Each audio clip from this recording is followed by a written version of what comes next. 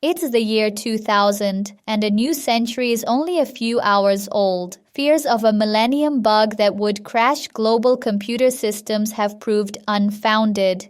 But in Vegas, two young brothers with a famous mobster name have been planning the world's biggest casino heist, a new type of heist fit for the modern era. It's been like a military operation, immense in scale but microscopic in attention to detail. So far, they've only made a few dollars, but they've been patiently waiting. And right now, things are about to change. They've found a loophole, run the math, and formulated a 5-step plan. The biggest casinos in Vegas are about to pay them millions and millions of dollars. All they have to do is get away with it. The story starts in Monmouth, New Jersey, almost a decade before. Frank and Anthony Roselli share their name with a famous mobster, the handsome Johnny Roselli. But they're no relation, and he's long gone. The days of mobsters like Handsome Johnny, Meyer Lansky, and Frankie Rosenthal, rents in Vegas and Atlantic City for millions of dollars, are over. After a series of busts and a bunch of new regulation, everything is different. However, the Roselli brothers are still dreaming big. They think that it's their turn to rob the casinos blind. They just need to find a way of doing it. The 90s are rife with forgery, but the casinos are already aware. However, technology is changing. The recent surge of computing presents a unique window of opportunity. People and businesses are starting to use what they're calling the World Wide Web. Penned on the back of an envelope, the brothers have an idea. With this new information superhighway exploding in popularity and human incompetence, they have their first draft of what they believe is the perfect way to change Pete Vegas for millions. And the potential they see starts with hacking. It's time for stage 1 of their plan. Now they know that when you're the bad guy, one of the best things you can do is make yourself look like a good guy. And that's the brief. The brief given to a group of computer hackers who would soon be involved in the dark web. The hackers are essentially digital mercenaries for hire. For a price, they're ready to bust into reams of data that this new world has put in front of their fingertips. They say, we want identities, white and solvent, wealthy, people with higher incomes, impeccable credit ratings, and no red flags at all. So the hackers get to work, breaking into America's credit data systems and coming up with a list of identities, leaving people with perfect credit scores. But to help the Roselli brothers move forward, the hackers also head back, scouring archives and borrowing the identities of people least likely to catch on, the deceased, because they were perfect. When people died, their financial histories were usually consumed by the next of kin, or they simply dissolved.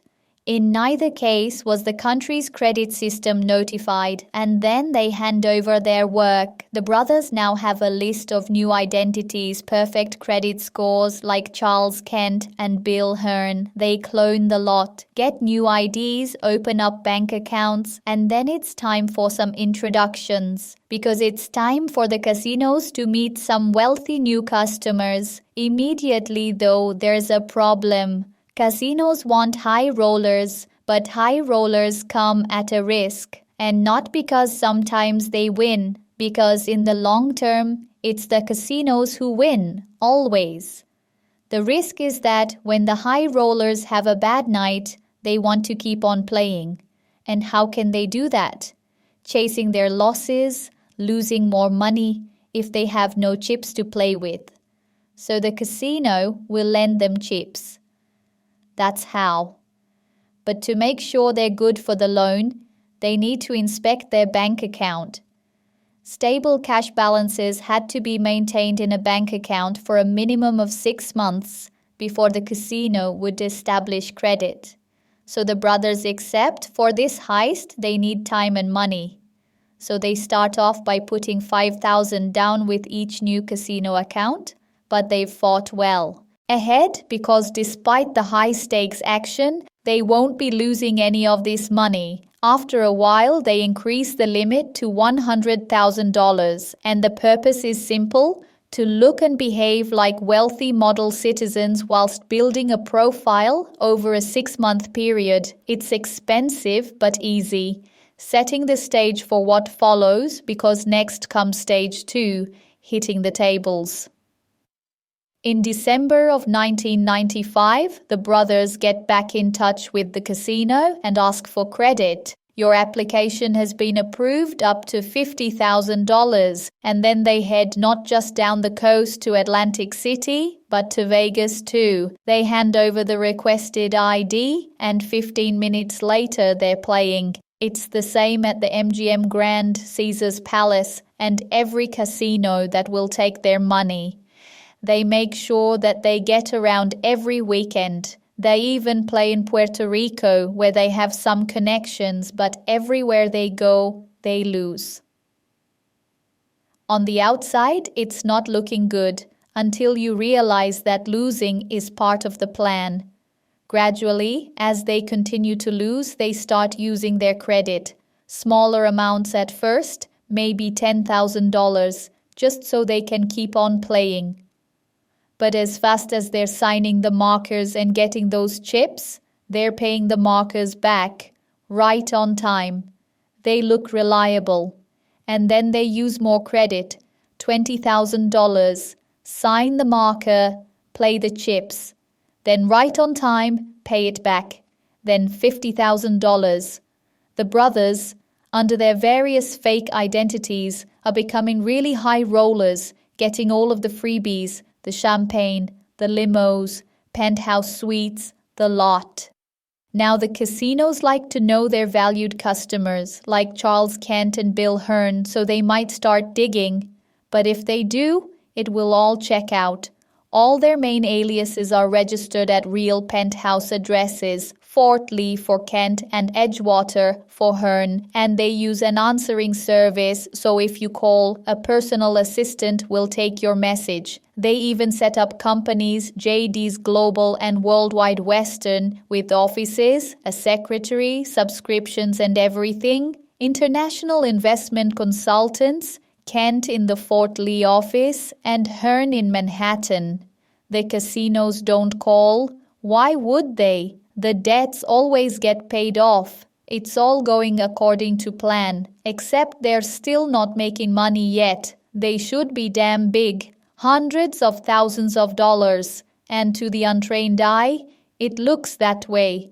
But things are not what they seem. The main games the brothers are playing are baccarat and craps, and they've chosen them for a reason. They both enable offset betting. Here's how it works. Baccarat is a card game where players can bet on whether the player or banker's hand will have the value closest to 9. These odds are close to even, and the brothers exploit this by having 2 players in the same game. So whilst Charles Kent would be betting on one outcome, for example, the player Bill Hearn or someone else from their crew using another false identity would be playing the same table, betting a similar amount on the opposite outcome, i.e., the banker. And in the same way, craps is a dice game where the brothers use 2 players to bet on opposite outcomes. This offset betting means they can secretly cover their losses, because if Charles Kent loses money across an evening, Bill Hearn will be winning a similar amount, all the while maintaining an appearance of high-stakes gambling. And to make sure any winnings don't attract attention, those chips are cashed out in small amounts. Less than $10,000 avoids IRS reporting requirements. Less than $2,500 avoids questions from the casino tellers. Everything is designed to stay under the radar, and for 5 whole years the brothers keep going. The operation gets bigger and more elaborate. Their crew grows, they keep playing, making losses, and building credit. The $50,000 casino credit lines soon become $100,000, then $200,000, then $500,000 and even $1 million in some of the classiest casino mega resorts, but always they're paying it straight back and winning similar amounts to cover their costs. Everything is scheduled times, places, identities, disguises. So no pit boss or dealer ever spots the actors playing different roles. Many of them don't even understand the wider plan themselves. It's a huge network operation with constant pressure to stay professional, which is not easy when you're living like a ski roller, and still they aren't making any real money. It's coming though. The brothers are waiting and waiting because their patience directly affects how much they'll take. And finally, when 1999, there comes the year 2000. It's time. It's January 1st, 2000. With all the partying, it's one of the busiest times in the casino calendar. Everyone is looking in 100 different directions, and better still, this year is the millennium. It's even bigger. The whole world is distracted. What better time to pull off a casino heist? This is how they do it. The whole crew will hit the casinos. Between them, they'll utilize their false identities working around the clock, and quickly, in every casino, under every identity, they ask for as much credit as they can possibly get. But first, they use those chips to place bets to make the whole thing look legit. Big bets of up to $100,000. Some of them even win. But all will then raise that credit they're offered one final time, and then just cash them all in. There's no worry about the $10,000 IRS trigger now. They just liquidate the lot.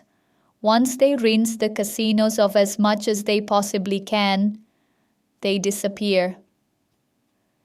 In the months that follow, it takes the FBI a considerable amount of time to work out how much they've taken. You see, the casinos chase them for the repayments as usual, and because they've built those fake lives, there is evidence.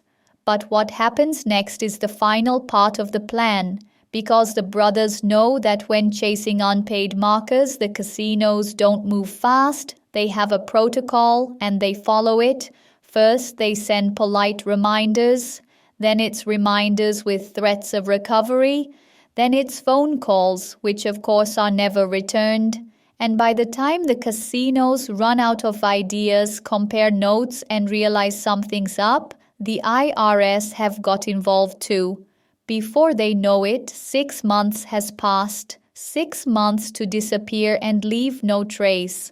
And only then, in June of 2000, do the casinos contact the FBI. Top of the most wanted go the Roselli brothers. Quickly, the FBI trace everything back to them. But of course, they soon find out. The Roselli brothers have been dead for years. They were stolen identities too. The trail leads to even more dead people, or to the innocent living.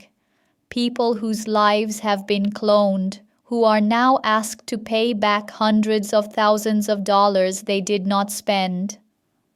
The Roselli brothers, or rather the team of fraudsters who worked together and became the legendary Roselli brothers, and never identified and never found. They disappear in a puff of smoke. The casinos have no way of recovering the $37 million that they've taken. They don't like to lose, so it's not a story that they talk about, ever. They do change, though, they have to. The Roselli brothers casino scam serves as a cautionary tale for the gambling industry. They start using more advanced software to perform rigorous ID checks. Surveillance systems are upgraded with better cameras and analytics, and staff receive training to detect fraudulent behavior.